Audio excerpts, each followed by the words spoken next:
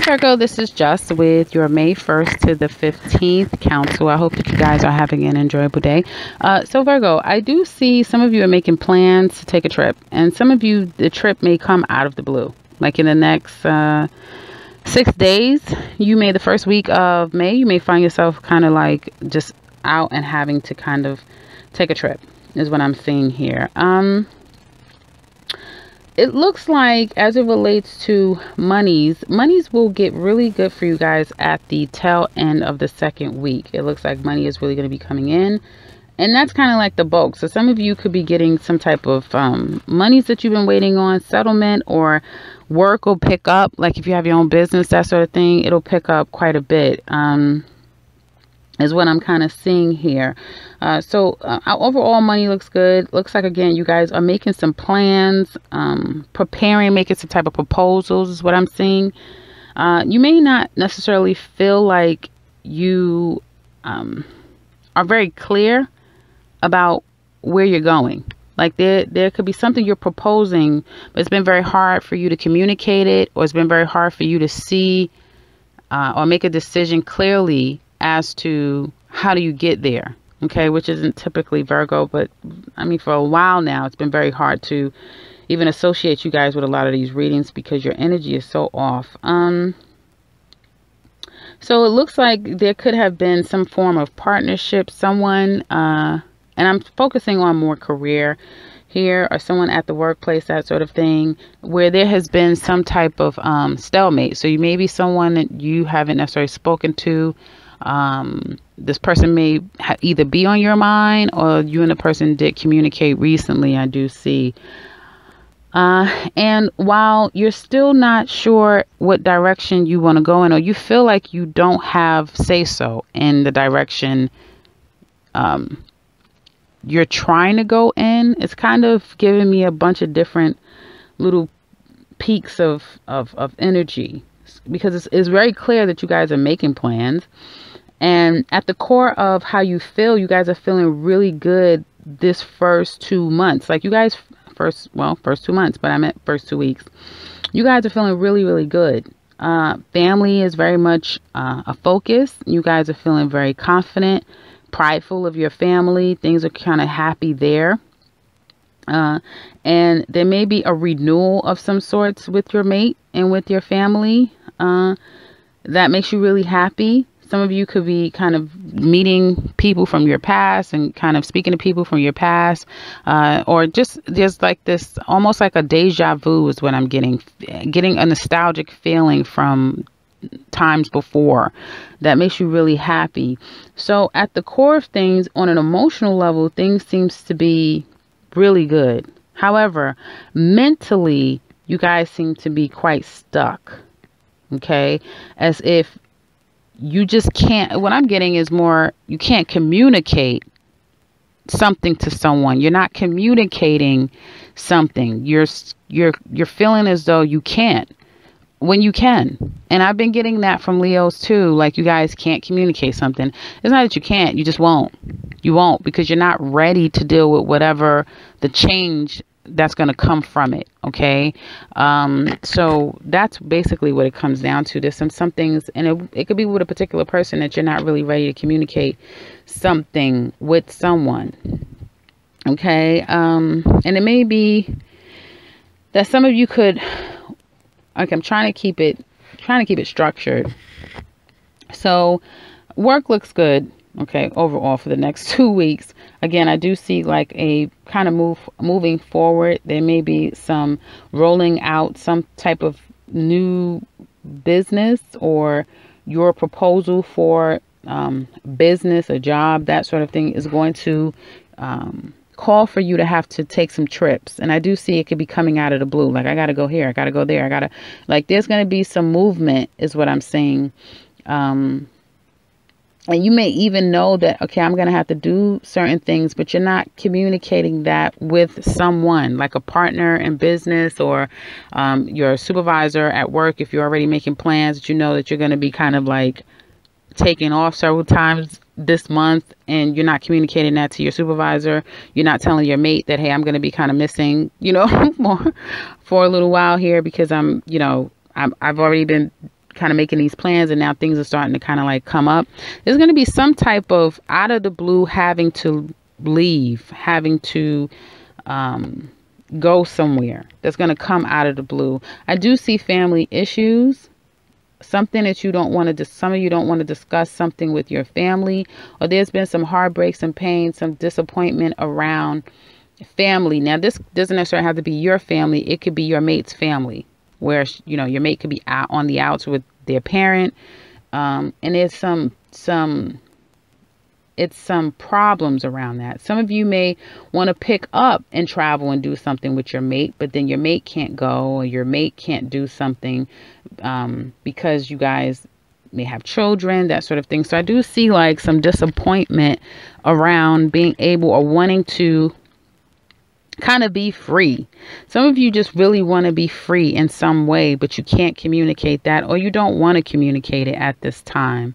Others of you, I do see that there's a wanting to, like, you may have a strong feeling for one person.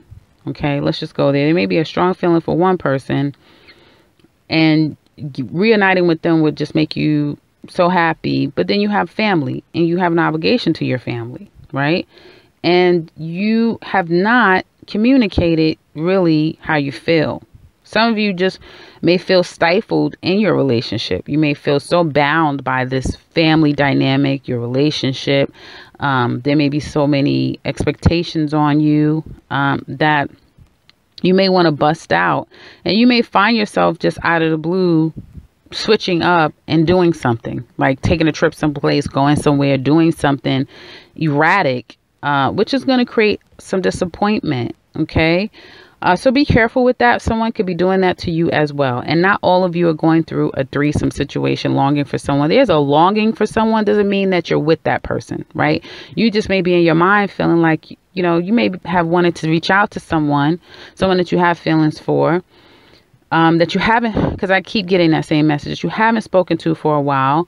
So you feel trapped. Like I want to talk to them, but I can't. They're not talking to me. They won't talk to me. I can't now. I want to reach them, but I can't reach them now. And some of you are still trying to move forward because whatever you have going on that's existing. So if you have an existing relationship, that sort of thing, that's going well. Okay. But there is this disappointment and pain to some extent for some of you that can't get in contact with a particular person. Okay. And the person, you may realize they've moved on. Okay. You may have tried all different kind of ways to contact this person, and you've not been able to do that. Someone could be doing that to you, where they've tried many times to contact you, all different kind of ways, that sort of thing. And you may be just very happy in your relationship and making things move forward in that direction. And it could continue to be moving forward in that direction. And someone may be trying to, again, contact you from your past and are unable to do so. Okay.